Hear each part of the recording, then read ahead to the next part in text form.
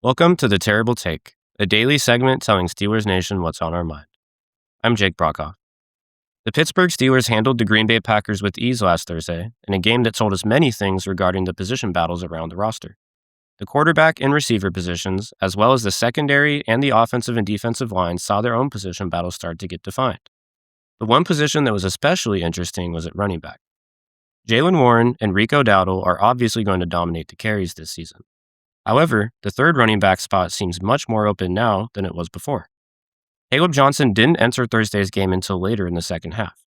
When he did enter, he took just 2 carries and gained just 3 yards with them. It was not a good sign for Johnson, but it was also a sign that this position battle may be more open than we originally thought, which is where Lew Nichols comes into play.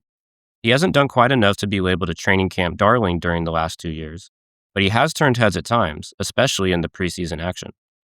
Nichols was impressive last preseason, rushing for totals of 31, 42, and 14 yards across the 3 games. Then, it wasn't enough at a crowded position. Now, the position might not be as crowded. And while Nichols only picked up 36 yards on 10 carries last week, he did so behind an offensive line which didn't do him many favors. Nichols did show his talent, though, scoring a touchdown of his own. He also bounced a run to the outside and scored from 6 yards out, but it was brought back for a holding penalty away from the ball. There's no doubt Nichols still needs to prove himself more to make the roster, but the path may be there. The Steelers gave him the ball relatively early last week compared to the other running backs that came in the game, perhaps a sign that he's higher up on the pecking order. If he can finish the preseason on a strong note, he could force the Steelers' hand. The team doesn't seem set on a third running back at the moment. Nichols brings use on special teams and has run the ball well when he's gotten the chance.